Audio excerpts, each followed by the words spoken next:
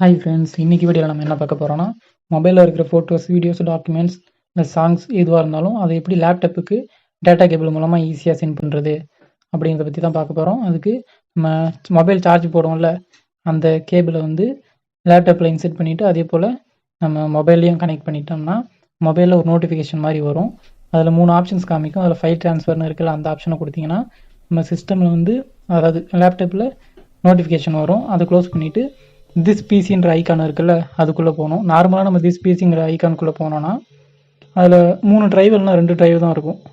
C drive ஒன்று இருக்கும், D drive ஒன்று இருக்கும். இப்போ நம்ம கனெக்ட் பண்ணி வச்சுட்டு போகும்போது நம்ம மொபைல் டிவைஸ் இருக்குல்ல, நான் கனெக்ட் பண்ணியிருக்கிற மொபைல் வந்து ரெட்மி 8 அதோட டிவைஸுமே அதில் காமிக்கும். அதை ஓப்பன் பண்ணிங்கன்னா ஸ்டோரேஜ்னு காமிக்கும், இன்டர்னல் ஸ்டோரேஜ்னு. அதில் நம்மளுக்கு எந்த ஃபோட்டோவோ ஃபோல்டரோ இல்லை டாக்குமெண்ட்ஸோ வீடியோஸோ சாங்ஸோ எது நமக்கு வந்து மொபைலில் இருக்கிறது லேப்டாப்புக்கு நம்ம சென்ட் பண்ணணும்னு நினைக்கிறோமோ அந்த ஃபோட்டோஸோ வீடியோஸோ செலக்ட் பண்ணி வச்சுக்கணும்.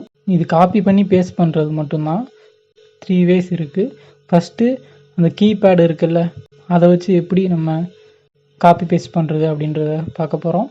நம்ம எந்த ஃபோட்டோவை லேப்டாப்புக்கு சென்ட் பண்ணணும்னு நினைக்கிறோமோ அந்த ஃபோட்டோவை செலக்ட் பண்ணி நம்ம கீபேடு இருக்குல்ல, அதில் ரைட் கிளிக் கொடுத்தீங்கன்னா ஆப்ஷன்ஸ்னால் நிறைய ஷோ ஆகும். அதில் காப்பிங்கிற ஆப்ஷன் கொடுக்கணும்.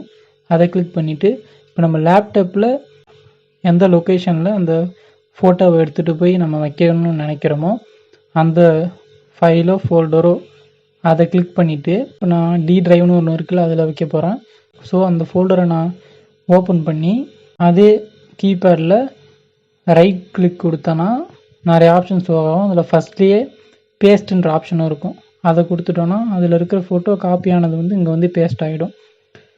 இவ்வளோ தான். இப்போ செகண்ட் மெத்தட் பார்த்தா ட்ராக் பண்ணி இப்போ ஒரு ஃபைல் ஒன்று இருக்குன்னா அதை அப்படியே இழுத்துட்டு வந்து ஒரு இடத்துல வைக்கிறது தான் அது ட்ராக்னு சொல்லுவாங்க. அது மூலமாக எப்படி நம்ம காப்பி பேஸ்ட் பண்ணுறதுன்னு பார்க்கலாம். ஃபஸ்ட்டு நம்மளுக்கு எந்த ஃபோட்டோ திரும்ப சிஸ்டத்துக்கு லேப்டாப்புக்கு நம்ம சென்ட் பண்ணணும்னு நினைக்குமோ அந்த ஃபோட்டோவை வந்து செலக்ட் பண்ணிவிட்டு டபுள் டேப் பண்ணுவோம்ல, அப்போ டபுள் டேப் பண்ணி விட்டுறாமல் டபுள் டேப் பண்ணி ஹோல்ட் பண்ணி வச்சு எந்த லொக்கேஷனில் இருக்கணுமோ அந்த லொக்கேஷனில் எடுத்துகிட்டு போயிட்டு சும்மா அது மேலே வச்சுட்டாலே போதும்.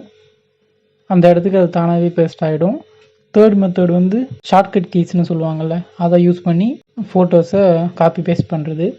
அதுக்கும் இதே போல் தான். நமக்கு எந்த ஃபோட்டோ வந்து லேப்டாப்பில் வைக்கணும்னு நினைக்கிறோமோ அந்த ஃபோட்டோவை போயிட்டு செலக்ட் பண்ணிவிட்டு அதுக்கு வந்து ஷார்ட்கட் கீ என்னென்னா காப்பி பண்ணுறதுக்கு Ctrl+C சொல்லுவாங்க. Ctrl+C கொடுத்தீங்கன்னா அது வந்து காப்பி ஆகிடும். திரும்ப நம்ம எந்த இடத்துல வைக்கணும்னு நினைக்கிறோமோ அந்த லொக்கேஷனில் போயிட்டு Ctrl+V பேஸ்ட்டுக்கு வந்து Ctrl+V தான் ஷார்ட்கட் கீ. ஸோ Ctrl+V கொடுத்தோன்னா அது பேஸ்ட் ஆகிடும். இவ்வளோ தான் ஃப்ரெண்ட்ஸ். பேர்னா வாட்ஸ்அப்பில் சென்ட் பண்ணிகிட்டு இருப்பாங்க, அது டேட்டா கன்சியூம் அதிகமாக இருக்கும்.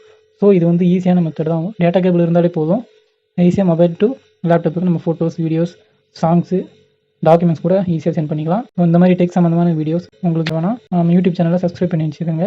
லைக் பண்ணுங்கள், உங்கள் ஃப்ரெண்ட்ஸுங்களுக்கும் ஷேர் பண்ணுங்கள். தேங்க்யூ.